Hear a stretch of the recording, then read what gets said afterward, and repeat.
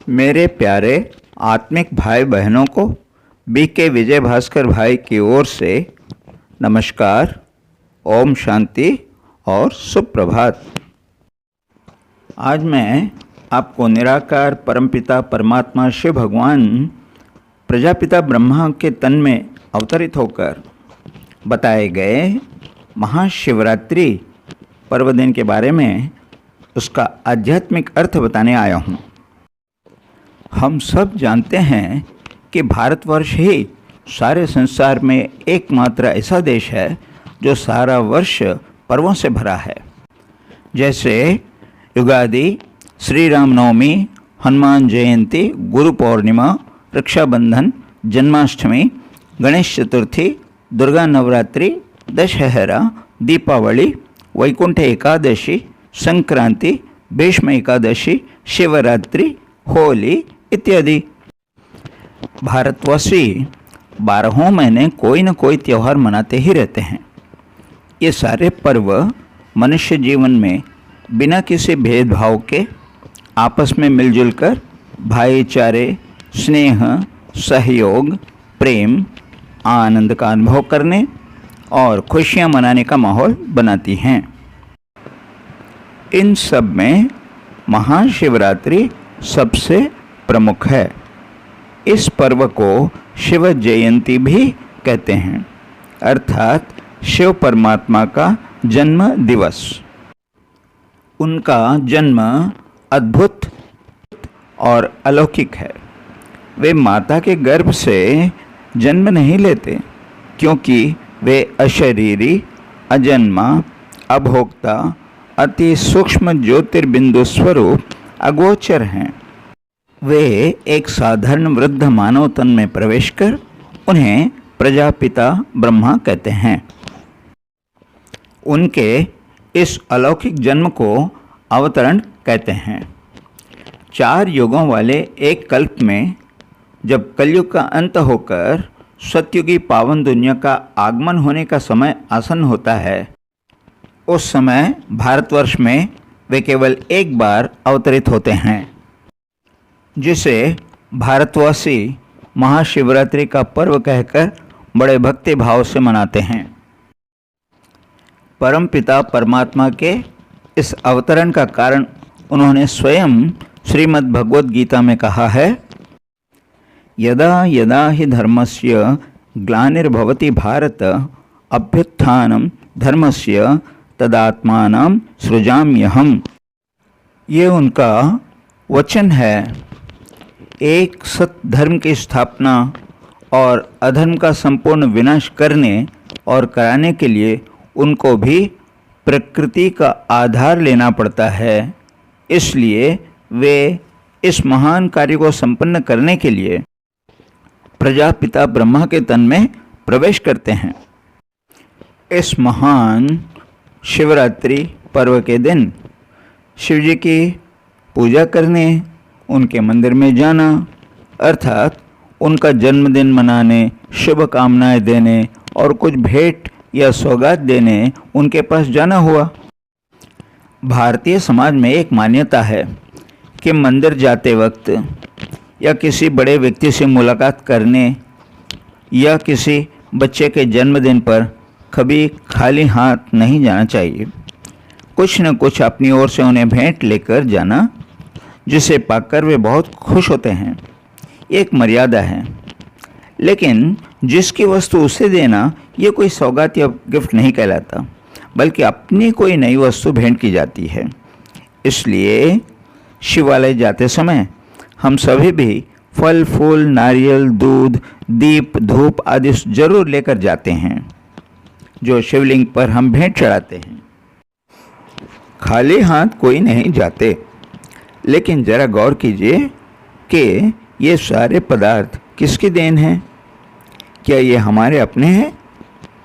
इसी में सारा निगूढ़ आध्यात्मिक रहस्य अर्थात ज्ञान समाया हुआ है, जिसे संसार में कोई महान पुरुष भी नहीं जानते।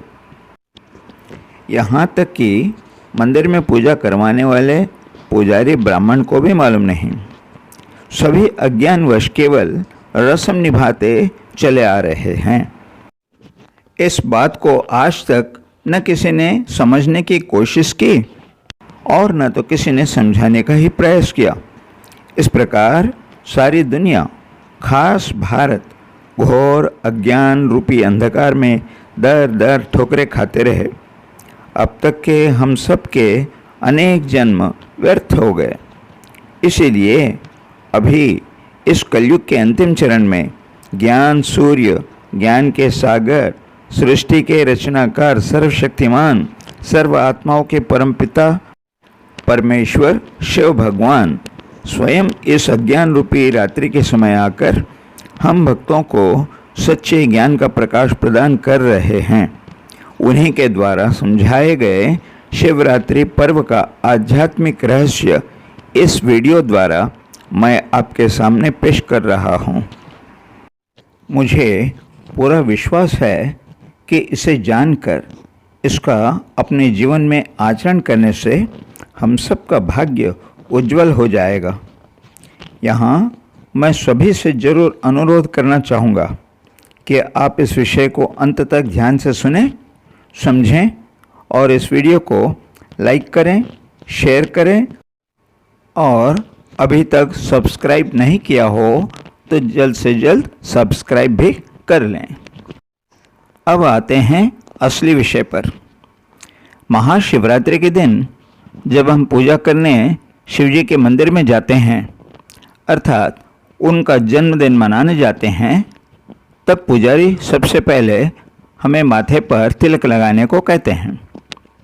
उस समय मन में कहना है कि हे परमपिता परमात्मा, मैं आत्मा आपकी संतान हूँ।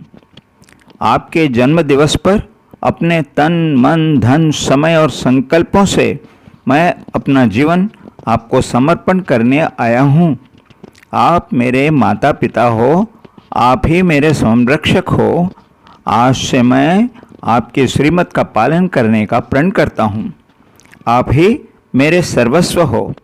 आपके सिवाय मेरा सच्चा मित्र, सच्चा हितैषी इस दुनिया में कोई और है ही नहीं। मैं इस भ्रुकुटी के बीच विराजमान अति सूक्ष्म ज्योतिर्बिंदु स्वरूप आत्मा हूँ।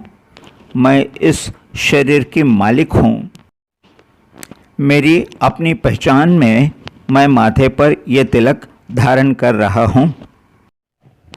ये आत्मस्मृति ही आपके जन्म दिवस पर मेरी ओर से आपको भेंट है।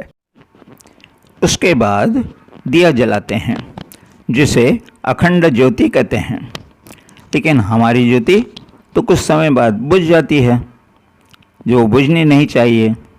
इसलिए दिया जलाते समय हमें शिव पिता से कहना है, शिव बाबा, आप तो परम ज्योति हो।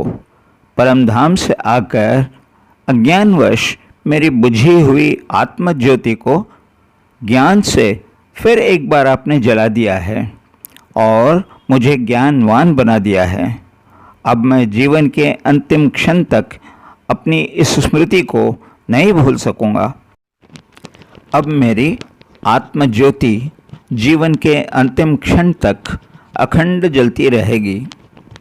ये स्मृति भी मेरे आत्मसमर्पण रूपी आपको जन्मदिन की भेंट है। अब उनकी प्रतिमा शिवलिंग पर जल चढ़ाते हैं। दूध से, नारियल के पानी से या शुद्ध जल से उनका अभिषेक किया जाता है। कहते हैं उन्होंने विश्व कल्याण के हेतु विषपान कर लिया था, इसलिए उनको शीतलता प्रदान करने के लिए अभिषेक किया जाता है।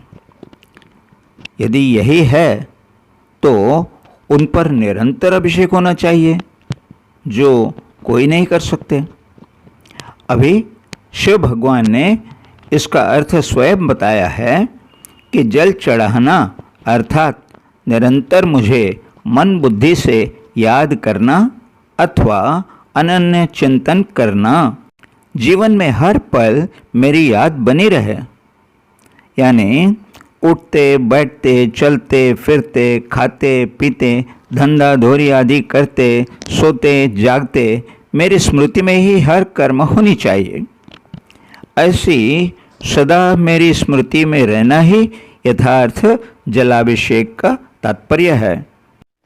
बुद्धि में इस ज्ञान की स्मृति से यदि हम उन पर जल चढ़ाते हैं तो यह हो जाता है उनके जन्मदिन पर हमारा उनको उपहार देना। अभिषेक के उपरांत उन पर फूल चढ़ाते हैं, जिनमें 3 पत्तों वाले बिल्वपत्र, धतूरे के फूल, अक के फूल, 5 पंखुड़ियों वाले सफ़ेद नंदिवर्धन के फूल अक्सर चढ़ाए जाते हैं।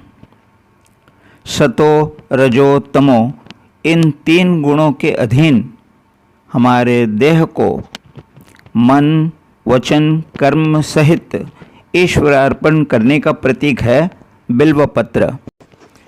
अपने पवित्र विशाल हृदय पुष्प को, जिसे हमने देह भान में आकर काम, क्रोध, लोभ, मोह, अहंकार रूपी 5 विकारों से अपवित्र बना दिया है, उसे आपके हवाले कर देने का प्रतीक है नंदी वर्धन के फूल, अक और धतूरे के विषैले फूल चढ़ाना। अर्थात अब हमारे हृदय को शुद्ध और पवित्र बना लेना।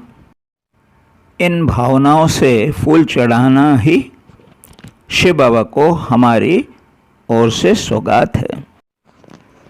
अब है भोग लगाने का समय। भोग में अच्छे अच्छे ताजे फल, ताज़ा मिष्ठान्न या कोई अन्य स्वादिष्ट पकवान बनाकर ईश्वर के सामने रखते हैं। कभी कोई बासी चीज़, सड़े फल, प्याज, लहसुन से बने अशुद्ध पदार्थ या मांस मछली का भोग नहीं लगाया जाता। भगवान तो कुछ भी नहीं खाते, वे तो जड़ मूर्ति हैं। बाकी ये सारी वस्तुएं बाद में प्रसाद कहकर हम स्वयं अपने बंधु मित्रों के साथ खाते हैं। निराकार ईश्वर तो अभोक्ता है। अर्पण भगवान को, लेकिन स्वीकार हम स्वयं करते हैं। ये सारे पदार्थ फिर भी भगवान की देन है। तो हम अपना भोग क्या लगाएं? हम सब जानते हैं कि सबके पास स्वयं के कर्मों का फल, पुण्य और पाप, ये 2 ही फल हैं। पुण्य फल भोग लगाएंगे तो हमारे जीवन में सुख, शांति, प्रेम, आनंद का अनुभव करेंगे। यदि पाप का फल भगवान को समर्पण करेंगे तो हम दुख, अशांति, ईर्ष्या, द्वेष, क्रोध, कलह आदि प्राप्त करेंगे। कहते हैं ना, जैसा बीज वैसा फसल। तो जो हम औरों को देते हैं वही कई गुना अधिक होकर हम वापस पाते हैं। ये कुदरत का अटल नियम है। अर्थात हमें सदा श्रेष्ठ कर्म ही करना है और उसका फल शिव परमात्मा को भोग लगाना है। इस भावना से यदि हम शिव भगवान को भोग लगाते हैं तो यह हुआ हमारी ओर से शिव भगवान को जन्मदिन का तोहफा। भोग के बाद हम अगरबत्ती जलाते हैं। इसकी मीठी सुगंध से चारों तरफ का वायुमंडल महक उठता है। अगरबत्ती तो जलकर राख हो जाती है, लेकिन अपनी पहचान छोड़ जाती है। एक और इसकी विशेषता है, उसे जब तक जलाया नहीं जाता तब तक अपनी महक नहीं फैलाती। शिवजी के आगे इसे जलाने का आध्यात्मिक अर्थ जानना भी जरूरी है। परमात्मा ने बताया कि मानव का देह एक अगरबत्ती के समान है। जिस दिन उसे आत्मा परमात्मा का ज्ञान प्राप्त होता है, उस दिन से तन से प्राण निकलने के पहले अपना जीवन चरित्रवान बना लेना चाहिए, ताकि हम दुनिया वालों के लिए एक अनुकरणीय उत्तम मानव जीवन का मिसाल बन जाएं और आने वाली पीढ़ी को हम पर गर्व हो। हमारा जीवन ही इतिहास बन जाए। धूप बत्ती जलाते समय हमारे मन की ये भावना ही शिव बाबा को उनके जन्मदिन पर हमारी ओर से भेंट है। पूजा क्रम के अंत में हम कर्पूर जलाकर भगवान को आरती देते हैं। कर्पूर पूरा जल जाने पर राख भी नहीं छोड़ती है। ये हमारी आत्मा का अपने देह सहित देह के सर्व संबंधों को और सारी दुनिया को त्याग कर परमात्मा पर पूरा पूरा बलिहार जाने का, स्वयं को संपूर्ण समर्पण करने का एक प्रतीक है। इस पर्व को मनाने में और दो बातें रह जाती हैं। एक है उपवास रखना और दूसरा है जागरण करना। उपवास में हम खाने पीने से परहेज रखते हैं पुण्य कमाने के लिए, लेकिन घर में अपने बच्चों से उपवास नहीं कराते तो क्या उनको पुण्य नहीं चाहिए? कहेंगे वे बेचारे बच्चे हैं, भूखे नहीं रह सकते। अब हम भी तो उस शिव पिता परमात्मा के बच्चे हैं, तो हम उपवास के नाम पर भूखे रह जाना उनको क्या अच्छा लगेगा? इसलिए उन्होंने समझाया उपवास का अर्थ है उप यानी पास में और वास यानी रहना। मतलब आत्मा अपने पिता शिव परमात्मा की स्मृति में मन बुद्धि द्वारा उनके पास और साथ में रहना, अर्थात हर पल उनकी याद में रहते हर कर्म करना। इसमें खान पान को त्यागने की कोई गुंजाइश ही नहीं। ईश्वर के अनन्य व निरंतर चिंतन में हर कार्य को करना ही उपवास का अर्थ है। शिवरात्रि में सब लोग जागरण करते हैं, रात भर सोते नहीं, फिर भी आधी रात के बाद बार बार चाय पीकर टीवी पर सीरियल देखते और कुछ लोग तो ताश खेलते हुए सारी रात बिता देते हैं। अब बताइए, ये भी कोई पर्व का जागरण है जिसमें न पूजा, न भक्ति, न श्रद्धा, न भगवान पर विश्वास, न उनसे प्रेम? अब स्वयं शिव परमात्मा समझाते हैं कि जागरण करना अर्थात जागरूक रहना, सावधान रहना, होशियार रहना। जिस प्रकार मोहल्ले में रात के समय पहरेदार चारों ओर चौकीदारी करते समय बार बार सीटी बजाता है और सड़क पर लाठी से आवाज़ करता रहता है ताकि चोर चकारों से चौकन्ने रहकर सो सकें, उसी प्रकार हमारे अंदर के काम, क्रोध, लोभ, मोह, अहंकार रूपी 5 विकार, देह भान आदि अवगुणों को अक धतूरे के फूल, बिल्व पत्री के माध्यम से शिव भगवान को हमने जब सौंप दिया है, तब वे सब फिर से हमारे अंदर आने की ताक में रहते हैं। यही हमारे दुख का कारण है। ये भी माया रूपी चोर चकार हैं, इन्हीं से हमें सावधान रहना है। इस जागरूकता को ही दुनिया वालों ने जागरण समझ लिया और सारी रात जागते रहने का प्रयास करते रहते हैं। आत्मा के इस सूक्ष्म जागरण को ही हमें ईश्वर को सौगात देनी है या समर्पण करना है। यहाँ एक विषय को जानना बहुत ज़रूरी है। जब कभी किसी के जन्मदिवस पर हम कुछ भेंट देते हैं तो कोई वापस मांग कर नहीं ले जाते। उसी प्रकार जो कुछ हमने हमारे अंदर के अवगुण शिव परमात्मा को, पिता को सौंप दिया, फिर उसे अपने अंदर नहीं वापस ले जाना है। तो इसका अर्थ हुआ कि उस पल से हमारे जीवन में बहुत उत्तम सुधार आने चाहिए। अंत में अब प्रश्न उठता है कि साल में केवल एक बार महाशिवरात्रि के दिन ही इन सारी बातों पर ध्यान देकर आचरण कर लेने से क्या हमारा जीवन सफल और सार्थक हो जाएगा? इसकी गहराई में जाकर सोचेंगे तो पता चलेगा कि ये तो हर पल, हर श्वास अमल करने वाली विषय है। अर्थात हमारी सारी जिंदगी ही शिवरात्रि का पर्व है। मेरी आपसे विनती है कि ईश्वर प्रदत्त शिवरात्रि का यह आध्यात्मिक रहस्य आपको कैसे लगा, आप अपने कमेंट्स द्वारा ज़रूर बताएं। ओम शांति। बेल पर क्लिक करना न भूलें। धन्यवाद। सर्वे जना सुखिनो भवन्तु। ओम शांति।